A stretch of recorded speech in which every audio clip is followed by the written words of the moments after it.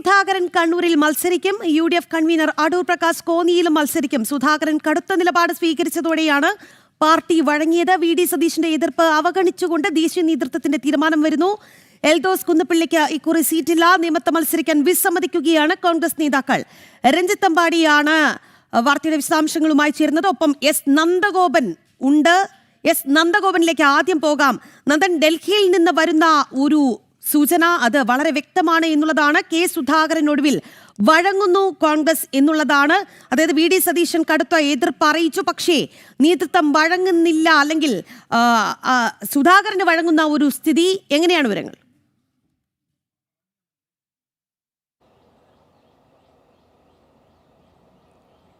എല്ലാ അനുനയ ശ്രമങ്ങളും പരാജയപ്പെട്ടതോടെയാണ് ഒടുവിൽ സുധാകരന് മത്സരിക്കുവാൻ വേണ്ടി അവസരം നൽകുവാൻ വേണ്ടി കോൺഗ്രസ് നേതൃത്വം ഒരു തീരുമാനത്തിലേക്ക് എത്തിയത്. അന്തിമ തീരുമാനമെടുക്കുക ഇന്നിപ്പോൾ വൈകുന്നേരം നടക്കുന്ന തെരഞ്ഞെടുപ്പ് സമിതി യോഗത്തിലാണ്. അതിനുശേഷം ഇറങ്ങുന്ന സ്ഥാനാർത്ഥി പട്ടിക, രണ്ടാം ഘട്ട സ്ഥാനാർത്ഥി പട്ടികയിൽ സുധാകരൻ്റെയും അതേപോലെ തന്നെ കോന്നിയിൽ അടൂർ പ്രകാശിൻ്റെയും ഉൾപ്പെടെയുള്ളവരുടെ പേരുകൾ ഉണ്ടാകുമെന്നുള്ള സൂചനകളാണ് ലഭ്യമാകുന്നത്. വൈകുന്നേരം നടക്കുന്ന ഈ തെരഞ്ഞെടുപ്പ് പ്രവർത്തക സമിതി കൂടി അതിന് അംഗീകാരം നൽകിയാൽ ഔദ്യോഗികമായി അതിൽ അത്തരമൊരു പ്രഖ്യാപനം ഉണ്ടാകുമെന്നുള്ളതാണ് അറിയുന്നത്. കഴിഞ്ഞ ഏതാനും ദിവസങ്ങളായി തന്നെ ഇതുമായി ബന്ധപ്പെട്ട മാരത്തോൺ ചർച്ചകളാണ് ഡൽഹി കേന്ദ്രീകരിച്ച് നടക്കുന്നത്. പ്രധാനമായും സുധാകരനും അതേപോലെ തന്നെ MP-മാർക്ക് ആർക്കും തന്നെ സീറ്റ് നൽകേണ്ട എന്നുള്ള നിലപാടിൽ VD സതീശൻ അതേപോലെ തന്നെ KC വേണുഗോപാൽ എന്നിവർ അടിയുറച്ചു തന്നെ നിന്നു.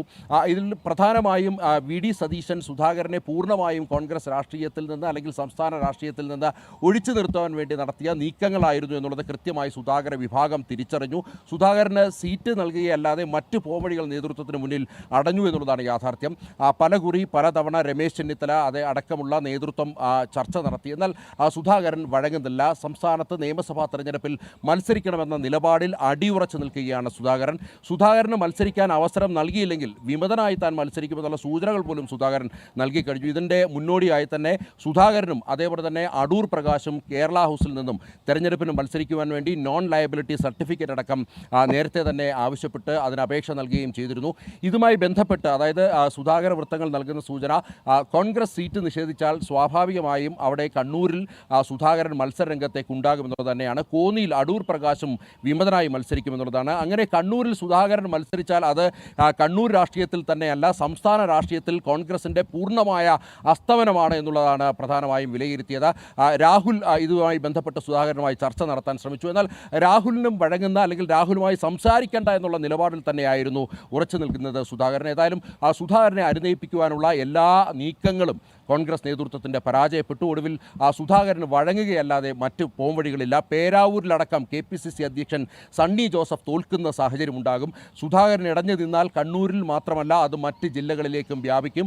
കോന്നിയിൽ ഇത്തരത്തിൽ അടൂർ പ്രകാശിന് സീറ്റ് നിഷേധിച്ചാൽ അത് SNDP യൂണിയൻ സമുദായ സംഘടനകൾ അതിന് കനത്ത തിരിച്ചടി നൽകും പാർട്ടിക്ക് എന്നുള്ള വിലയിരുത്തലുകൾ പല കോണുകളിൽ നിന്നും ഉണ്ടായി. ഏത് വിധേനയും സംസ്ഥാനത്ത് ഇക്കുറി ജയിക്കുക എന്നുള്ളതാണ്. അതിന് സുധാകരന് വഴങ്ങുകയല്ലാതെ മറ്റ് പോംവഴികളില്ല എന്നുള്ളതാണ് കോൺഗ്രസ് നേതൃത്വം വിലയിരുത്തിയത്. അതുകൊണ്ട് തന്നെ ഇത്തരമൊരു നീക്കത്തിലേക്ക് ഒരു അനുനയ ശ്രമം രാഹുലിൻ്റെ നോമിനി എന്ന നിലയിൽ ഈ രണ്ട് നേതാക്കളെയും 2 MP-മാർക്ക് മാത്രം ഇളവ് നൽകുക, സുധാകരനും അടൂർ പ്രകാശിനും മാത്രം ഇളവ് നൽകിക്കൊണ്ട് നിയമസഭാ തെരഞ്ഞെടുപ്പിൽ മത്സരിക്കാൻ അവസരം എന്തായാലും നമുക്ക് രഞ്ജിത്ത് അമ്പാടിയിലേക്ക് കൂടി പോകേണ്ടതുണ്ട്. രഞ്ജിത്ത്, ഈ അനുനയ നീക്കങ്ങളെല്ലാം തന്നെ പാളി എന്നുള്ളത് മാത്രമല്ല, K സുധാകരന് നേതൃത്വം വഴങ്ങുമ്പോൾ അത് ഒരാളുടെ കാര്യത്തിൽ മാത്രം അങ്ങനെ വഴങ്ങൽ സാധ്യമല്ല. കാരണം കൂടുതൽ പേർ കലാപക്കൂടി ഉയർത്തി രംഗത്ത് എത്തും, അക്കാര്യത്തിൽ ഒരു സംശയവുമില്ല. അതിനുള്ള തെളിവാണ് ഇന്ന് അടൂർ പ്രകാശ് കൂടി രംഗത്ത് എത്തിയത്. അടൂർ പ്രകാശിന് വേണ്ടി അടൂരിന്റെ ക്യാമ്പ് അതിശക്തമായി തന്നെ നിലകൊള്ളുന്നുണ്ട്. അടൂർ പ്രകാശിനും ഇളവ് എന്നുള്ള സൂചനകൾ വരുമ്പോൾ അത് എങ്ങനെയാണ് ഈ ഘട്ടത്തിൽ നമ്മൾ ചേർത്ത് വായിക്കേണ്ടത്? കൂടുതൽ കുഴപ്പത്തിലേക്കാണോ കോൺഗ്രസിന്റെ പോക്ക്? രാഖി, തൽക്കാലം വലിയൊരു പ്രതിസന്ധിയുടെ ഒരു മഞ്ഞുമല ഒരുക്കുക എന്നുള്ളതാണ് കോൺഗ്രസിൻ്റെ മുന്നിലുള്ള ആദ്യ ലക്ഷ്യം. അതിനുവേണ്ടിയാണ് ഇപ്പോൾ K സുധാകരൻ്റെ ആവശ്യം അംഗീകരിച്ചിരിക്കുന്നത്. K സുധാകരനെ കണ്ണൂരിൽ മത്സരിക്കാൻ അനുവദിച്ചിരിക്കുന്നത് ആ സാഹചര്യത്തിലാണ്. അത് കേവലം K സുധാകരൻ എന്ന വ്യക്തിക്ക് മുന്നിൽ പാർട്ടി മുട്ടുമടക്കി എന്ന പ്രതീതി സൃഷ്ടിക്കാതിരിക്കാൻ വേണ്ടി, അല്ലെങ്കിൽ അത്തരമൊരു ആക്ഷേപം കേൾക്കാതിരിക്കാൻ വേണ്ടി ഒപ്പം അടൂർ പ്രകാശിന് കൂടി ഒരു ഇളവ് നൽകിയിരിക്കുന്നു. അടൂർ പ്രകാശിൻ്റെ ഭാഗത്ത് നിന്ന് അല്ലെങ്കിൽ അടൂർ പ്രകാശിന് വേണ്ടി സംസ്ഥാനത്തെ പാർട്ടിയിലെ ഒരു വിഭാഗം കൂടി സമ്മർദ്ദം ചെലുത്തി. അങ്ങനെ കെ സുധാകരന് മുന്നിൽ മാത്രം പാർട്ടി വഴങ്ങിയെന്നൊരു പേരുദോഷം വരാതിരിക്കാൻ വേണ്ടി അടൂർ പ്രകാശിന് കൂടി ഇളവ് നൽകി എന്നുള്ളതാണ് ഇപ്പോൾ പുറത്തുവരുന്ന യാഥാർത്ഥ്യം. അടൂർ പ്രകാശ് കോന്നിയിൽ മത്സരിക്കും, കെ സുധാകരൻ കണ്ണൂരിൽ മത്സരിക്കും. മറ്റ് നിരവധി എം പിമാർ നേരത്തെ മത്സരിക്കാൻ സന്നദ്ധത അറിയിച്ചിരുന്നു. അവരൊക്കെ തന്നെ ഇപ്പോഴും ആ താല്പര്യം അറിയിച്ചുകൊണ്ടേയിരിക്കുക തന്നെയാണ്. എന്നാൽ കെ സുധാകരനെ പോലെ ഒരു നേതാവ് അത്തരത്തിൽ ഇല്ല എന്നുള്ളതാണ് യാഥാർത്ഥ്യം. കെ സുധാകരനെ പോലെ തലയെടുപ്പുള്ള, നിലപാടിൽ കാർക്കശ്യമുള്ള ഒരു നേതാക്കൾ ഇല്ല മറ്റ് എം പിമാരിൽ എന്നുള്ളത് യാഥാർത്ഥ്യമാണ്. അതുകൊണ്ട് തന്നെ ഇനി ആർക്കെങ്കിലും മുന്നിൽ പാർട്ടി വഴങ്ങുമെന്ന് കരുതാൻ കഴിയില്ല. പക്ഷേ പ്രതിസന്ധികളുണ്ടാകും, തർക്കങ്ങളുണ്ടാകും, എം പിമാർ ഇടഞ്ഞു നിൽക്കും. എം പിമാർക്ക് വേണ്ടി അല്ലെങ്കിൽ അവരുടെ നോമിനികൾക്ക് വേണ്ടി മണ്ഡലത്തിൽ സീറ്റുകൾ ഒഴിച്ചിടേണ്ടി വരും. അങ്ങനെയുള്ള ഒരു പ്രതിസന്ധി കോൺഗ്രസിന് മുന്നിലുണ്ടാകും. പക്ഷേ കെ സുധാകരനെ പോലെ ഇത്രത്തോളം ഒരു പർവ്വതത്തെ പോലെ ഉറച്ചു നിന്നുകൊണ്ട് തൻ്റെ മുന്നിൽ പാർട്ടിയെ വഴങ്ങിപ്പിക്കാൻ കഴിവുള്ള മറ്റൊരു എം പി ഉണ്ട് എന്ന് കരുതാനാകില്ല. മറ്റൊരാൾക്ക് മുന്നിലും ഇത്രത്തോളം പാർട്ടി വഴങ്ങിക്കൊടുക്കാൻ തയ്യാറുമല്ല. അതിന് കാരണമുണ്ട്. കണ്ണൂരിൽ കെ സുധാകരൻ, കണ്ണൂരിൽ മാത്രമല്ല കെ സുധാകരൻ്റെ സ്വാധീനമുള്ളത്. കേരളത്തിൽ അങ്ങോളം ഇങ്ങോളം കെ സുധാകരന് സ്വാധീനമുണ്ട്. ഇന്ന് കോൺഗ്രസിലുള്ള ഏറ്റവും തലയെടുപ്പുള്ള നേതാക്കളിൽ ഒരാളാണ് കെ സുധാകരൻ. കണ്ണൂരിൽ CPM-നെതിരെ അല്ലെങ്കിൽ പിണറായി പാർട്ടിക്കെതിരെ ഏറ്റവും അധികം ശക്തമായി തലയെടുപ്പോടെ നിലകൊണ്ട ഒരു നേതാവ് തന്നെയാണ് കെ സുധാകരൻ. അതുകൊണ്ടാണ് കെ സുധാകരൻ ഇത്രത്തോളം പിന്തുണയും അണികളിൽ നിന്നുള്ള ഇത്രയും പിന്തുണയുമുള്ളത്. കെ സുധാകരന് സീറ്റില്ല അല്ലെങ്കിൽ കെ സുധാകരന് മത്സരിക്കാൻ താല്പര്യമുണ്ട്, എന്നാൽ പാർട്ടിക്ക് കെ സുധാകരനെ മത്സരിപ്പിക്കാൻ താല്പര്യമില്ല എന്ന വാർത്ത വന്നപ്പോൾ തന്നെ കണ്ണൂരിലെ DCC ഓഫീസിന് മുന്നിൽ സുധാകരന് അനുകൂലമായി ഫ്ലെക്സ് ബോർഡുകൾ ഉയർന്നു. കണ്ണൂരിൽ ഉടനീളം വലിയ പ്രതിഷേധങ്ങളുണ്ടായി. കണ്ണൂരിൽ ബാനറുകൾ ഉയർന്നു. മറ്റൊരു നേതാവിന് വേണ്ടിയും ഇത്തരത്തിൽ പാർട്ടി അണികൾ കോൺഗ്രസിൽ രംഗത്തിറങ്ങാൻ സാധ്യതയില്ല. ഇത് കോൺഗ്രസിൻ്റെ ദേശീയ നേതൃത്വത്തിനും കൃത്യമായി അറിയാം. ഇപ്പോൾ സുധാകരനെ പിണക്കിയാൽ അത് ഈ നിർണായകമായ തെരഞ്ഞെടുപ്പിൽ പാർട്ടിക്ക് വലിയ തിരിച്ചടി ഉണ്ടാകും. ഏറ്റവും ചുരുങ്ങിയത് 3 സീറ്റുകളിലെങ്കിലും കോൺഗ്രസ് സ്ഥാനാർത്ഥികൾ തോൽക്കുമെന്നുള്ള കാര്യം ഉറപ്പാണ്. അതിൽ ഏറ്റവും പ്രധാനപ്പെട്ടത് പേരാവൂരിൽ നമ്മുടെ KPCC അധ്യക്ഷൻ സണ്ണി ജോസഫ് മത്സരിക്കുന്ന പേരാവൂരിൽ വലിയ സ്വാധീനമാണ് കെ സുധാകരനുള്ളത്. കഴിഞ്ഞ ദിവസം പേരാവൂരിലെ കോൺഗ്രസ് നേതാക്കൾ തന്നെ മുന്നറിയിപ്പുമായി സണ്ണി ജോസഫിന് മുന്നിലെത്തിയിരുന്നു. ഫേസ്ബുക്കിലൂടെ, സോഷ്യൽ മീഡിയയിലൂടെയൊക്കെ അത്തരത്തിലുള്ള മുന്നറിയിപ്പുകൾ ഉണ്ടായി. അപ്പോൾ ഇത് കൃത്യമായി തന്നെ കോൺഗ്രസ് നേതൃത്വത്തിന് ബോധ്യപ്പെട്ടു. അതിൻ്റെ അടിസ്ഥാനത്തിൽ കെ സുധാകരന് ഇളവ് നൽകി. അതിനൊപ്പം അടൂർ പ്രകാശിന് കൂടി ഇളവ് നൽകി എന്ന് മാത്രമേ ഉള്ളൂ. ഇനി കൂടുതൽ എം പിമാർ മത്സരിക്കണമെന്ന് ആവശ്യം ഉന്നയിച്ചാൽ അത് ദേശീയ നേതൃത്വം കേൾക്കാൻ സാധ്യതയില്ല എന്നാണ് പുറത്തു വരുന്ന വാർത്തകൾ. മറ്റ് മണ്ഡലങ്ങളിൽ എത്രയും വേഗം സ്ഥാനാർത്ഥികളെ നിശ്ചയിച്ച് പ്രഖ്യാപിച്ച് തെരഞ്ഞെടുപ്പ് പ്രചരണവുമായി മുന്നോട്ട് പോവുകയാണ് കോൺഗ്രസിൻ്റെ ഇനിയുള്ള നീക്കം. കാരണം ഇപ്പോൾ തന്നെ വൈകിപ്പോയിരിക്കുന്നു. തെരഞ്ഞെടുപ്പ് പ്രഖ്യാപിച്ച അന്നല്ലെങ്കിൽ പിറ്റേ ദിവസം സ്ഥാനാർത്ഥികളെ പ്രഖ്യാപിക്കുമെന്ന് പറഞ്ഞ പാർട്ടിയാണ്. ഇപ്പോൾ കഴിഞ്ഞ എത്രയോ ദിവസങ്ങളായി മാരത്തോൺ ചർച്ചകൾ നടന്ന് ഒടുവിലിത ഒരു സമവായത്തിലേക്ക് എത്തിയിരിക്കുന്നു എന്ന് വേണം നമുക്ക് കരുതാൻ. നന്ദനിലേക്ക് കൂടി പോകുന്നു. നന്ദൻ, ഒരു പരസ്യമായ പ്രതികരണത്തിന് കെ സുധാകരൻ മുതിർന്നിരുന്നു.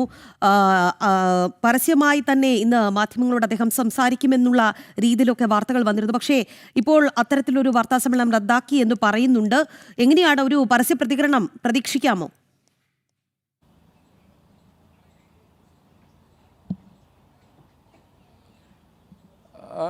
രാവിലെ 11 മണിക്ക് വാർത്താ സമ്മേളനം വിളിക്കും, അതിലൂടെ തൻ്റെ സ്ഥാനാർത്ഥിത്വം കണ്ണൂരിലെ പ്രഖ്യാപിക്കും സുധാകരൻ എന്നുള്ള സൂചനകളായിരുന്നു ആദ്യഘട്ടത്തിൽ ലഭ്യമായിരുന്നത്. അത്തരത്തിലായിരുന്നു സുധാകരൻ്റെ നീക്കവും ഉണ്ടായിരുന്നത്. എന്നാൽ ഈ നേരത്തെ രഞ്ജിത്ത് സൂചിപ്പിച്ച പോലെ തന്നെ മഞ്ഞുരുകുന്ന ഒരു ഘട്ടത്തിലേക്ക് എത്തി. അതുകൊണ്ട് തന്നെയാണ് സുധാകരൻ ആ വാർത്താ സമ്മേളനം റദ്ദാക്കിയത്. പ്രധാനമായും കോൺഗ്രസ് നേതൃത്വം സുധാകരനോട് ആവശ്യപ്പെടുകയായിരുന്നു, അഭ്യർത്ഥിക്കുകയായിരുന്നു ഈ വാർത്താ സമ്മേളനത്തിൽ നിന്ന് പിന്മാറണമെന്ന്. അങ്ങനെ ഒരു വാർത്താ സമ്മേളനം നടത്തി ഒരു വിമത സ്വരമുയർത്തിയാൽ അത് സംസ്ഥാനത്തുടനീളം കോൺഗ്രസിൻ്റെ പരാജയത്തിന് കാരണമാകുമെന്നുള്ളതാണ് പ്രധാനമായും സംസ്ഥാന കോൺഗ്രസ് നേതൃത്വം വിലയിരുത്തിയത്. ദേശീയ നേതൃത്വത്തെ അത് ബോധ്യപ്പെടുത്താൻ സാധിച്ചു. പ്രധാനമായും KC വേണുഗോപാൽ അടക്കം ഇത്തരത്തിലൊരു VD സതീശനെ അനുനയിപ്പിച്ചു എന്നുള്ളതാണ് യാഥാർത്ഥ്യം. അതായത് VD സതീശൻ്റെ തീരുമാനത്തിൽ മുന്നോട്ട് പോയാൽ സ്വാഭാവികമായും അത് സംസ്ഥാന രാഷ്ട്രീയത്തിൽ വലിയ കോളിളക്കം ഉണ്ടാക്കും, പ്രത്യേകിച്ച് വലിയ തോൽവികൾ ഉണ്ടാകുമെന്നുള്ളതാണ്. 10 വർഷത്തിന് ശേഷം വീണ്ടും ഒരു ഭരണം പ്രതീക്ഷിക്കുന്നു. അത് സാധാരണക്കാരായിട്ടുള്ള കോൺഗ്രസ് പ്രവർത്തകരുടെ ആവശ്യമാണ് എന്നുള്ളതാണ് VD സതീശൻ്റെ മുന്നിലേക്ക് KC വേണുഗോപാൽ വെച്ചത്. അതുകൊണ്ട് തന്നെ ഇത്തരമൊരു വാശിയിൽ നിന്ന് അല്ലെങ്കിൽ ഇത്തരമൊരു താല്പര്യത്തിൽ നിന്നും സുധാകരനെ സംസ്ഥാന രാഷ്ട്രീയത്തിൽ നിന്നും പൂർണ്ണമായി മാറ്റി നിർത്തുവാൻ ഉള്ള തീരുമാനത്തിൽ നിന്നും പിന്മാറണമെന്നുള്ള ആവശ്യം കെ.സി. വേണുഗോപാൽ തന്നെ മുന്നോട്ട് വെച്ചു. രാഹുലിൻ്റെ ഫോൺ പോലും സുധാകരൻ അറ്റൻഡ് ചെയ്യാൻ തയ്യാറായില്ല എന്നുള്ളതാണ്. അതുകൊണ്ട് തന്നെ ഈ സുധാകരന് മുന്നിൽ വഴങ്ങുകയല്ലാതെ മറ്റ് പോംവഴികളില്ലായിരുന്നു കോൺഗ്രസ് നേതൃത്വത്തിന്. അങ്ങനെ കോൺഗ്രസ് നേതൃത്വത്തിന് തൻ്റെ മുന്നിൽ കോൺഗ്രസ് നേതൃത്വം മുട്ടുമടക്കിയെന്ന് മനസ്സിലാക്കിക്കൊണ്ടാണ് 11 മണിക്ക് നടത്തിയാൻ നിശ്ചയിച്ചിരുന്ന വാർത്താ സമ്മേളനത്തിൽ നിന്നും സുധാകരൻ പിന്മാറുന്ന ഒരു സാഹചര്യത്തിലേക്ക് എത്തിയത്. ഒപ്പം തന്നെ ഇന്നിപ്പോൾ അടൂർ പ്രകാശിൻ്റെ സ്ഥാനാർത്ഥിത്വം കൂടി പ്രഖ്യാപിക്കുകയാണ്. അവിടെ ഈഴവ സമുദായം അല്ലെങ്കിൽ ശിവഗിരി മഠമൊക്കെ തന്നെ നേരത്തെ അടൂർ പ്രകാശിൻ്റെ പേര് അടൂർ പ്രകാശിന് സീറ്റ് നൽകണം, മാത്രമല്ല സാമുദായിക സമവാക്യം മുന്നോട്ട് നീക്കണമെന്നുള്ള ആവശ്യം നേരത്തെ തന്നെ മുന്നോട്ട് വെച്ചിരുന്നു. സ്വാഭാവികമായും ഈ കോൺഗ്രസ് അധികാരത്തിലേക്ക് വന്നാൽ ഈഴവ വിഭാഗത്തിൽ നിന്നും കൂടുതൽ മന്ത്രിമാരുണ്ടാകില്ല. അങ്ങനെ ഇടവ് വിഭാഗത്തിൽ നിന്നും മന്ത്രിസ്ഥാനം നൽകേണ്ടത് സുധാകരനും അടൂർ പ്രകാശനും ഒക്കെയാണ് എന്നുള്ളതാണ് പ്രധാനമായും ശിവഗിരി മഠത്തിൽ നിന്നും ഉയർന്ന ഒരു സ്വരം എന്നുള്ളതും. ഇത്തരം കാര്യങ്ങളൊക്കെ തന്നെ പരിഗണിച്ചുകൊണ്ടാണ് പ്രധാനമായും ഈ സുധാകരന് മുന്നിൽ മുട്ടുമടക്കുവാൻ. എന്തായാലും രഞ്ജിത്ത് പാടി നമുക്കൊപ്പം തുടരുകയാണ്. രഞ്ജിത്ത്, കെ സുധാകരന്റെ കാര്യത്തിൽ ഒരു തീരുമാനം വരുമ്പോൾ ഈ നിയമത്തെ കാര്യവും എടുത്തു പറയേണ്ടത് തന്നെയാണ്. ഈ നിയമത്ത് മത്സരിക്കാൻ വിസമ്മതം അറിയിക്കുന്നുണ്ട് ഈ കോൺഗ്രസ് നേതാക്കൾ. നിയമത്ത് ആരാണ് എന്ന ചോദ്യം നിൽക്കുന്നു. കാരണം ബമ്പൻ ഒരു മത്സരം പ്രതീക്ഷിക്കുന്ന മണ്ഡലമാണ് നേമം. BJPയുടെ ബമ്പൻ ഒരു മുന്നേറ്റം വിജയം പ്രതീക്ഷിക്കുന്നുണ്ട്. അതുകൊണ്ട് തന്നെ വല്ലാത്ത വെല്ലുവിളിയാണ്, പരാജയ ഭീതിയുണ്ട് മണ്ഡലത്തിൽ. അതുകൊണ്ട് തന്നെ നേതാക്കൾക്കെല്ലാം വല്ലാത്തൊരു ഭയമുണ്ട്. ശബരിനാഥന്റെ പേര് പരിഗണിക്കുന്നു, VS ശിവകുമാറിന്റെ പേര് പരിഗണിക്കുന്നു. പക്ഷേ ഇവർക്കൊക്കെ എതിർപ്പാണ് എന്നുള്ളതാണ് മനസ്സിലാക്കുന്നത്. എങ്ങനെയാണ് നേമത്തെ ഒരു സാഹചര്യം? ഇതുവരെ ആയിട്ടില്ല. നേമത്ത് മത്സരിക്കാൻ താല്പര്യമില്ല എന്ന് മുതിർന്ന നേതാക്കൾ സംസ്ഥാന നേതൃത്വത്തെ അറിയിച്ചിട്ടുണ്ടായിരുന്നു. അതുകൊണ്ട് തന്നെ നേമത്ത് മത്സരിക്കാൻ KS ശബരിനാഥനോട് ഹൈക്കമാൻഡ് നിർദ്ദേശിച്ചു എന്നുള്ള വാർത്തകളാണ് ഏറ്റവും ഒടുവിലായി പുറത്തുവരുന്നത്. അതേസമയം നേമത്ത് മത്സരിക്കാൻ താനില്ല എന്ന് കഴിഞ്ഞ ദിവസം വരെ നിലപാട് സ്വീകരിച്ചിരുന്ന വ്യക്തിയാണ് ശബരിനാഥൻ. ശബരിനാഥന് അരുവിക്കര സീറ്റിലാണ് താല്പര്യം. അതേസമയം അരുവിക്കര സീറ്റിലേക്ക് VS ശിവകുമാറിനെ നേരത്തെ തന്നെ പാർട്ടിയുടെ സംസ്ഥാന നേതൃത്വം പരിഗണിച്ചിരുന്നു. അരുവിക്കര സീറ്റിൽ മത്സരിക്കാനില്ലെങ്കിൽ താൻ ഈ തെരഞ്ഞെടുപ്പിൽ മത്സരിക്കില്ല എന്നുള്ള നിലപാട് VS ശിവകുമാറും അതുപോലെ KS ശബരിനാഥനും സ്വീകരിക്കുന്നതോടുകൂടി ഈ അരുവിക്കരയിലെ സീറ്റ് നിർണ്ണയം മറ്റൊരു കീറാമുട്ടയായി മാറുന്നു. അതേസമയം ഇപ്പോൾ ഏറ്റവും ഒടുവിൽ ലഭിക്കുന്ന സൂചനകൾ പ്രകാരമാണെങ്കിൽ അരുവിക്കരയിൽ VS ശിവകുമാറിന് തന്നെയാണ് സാധ്യത.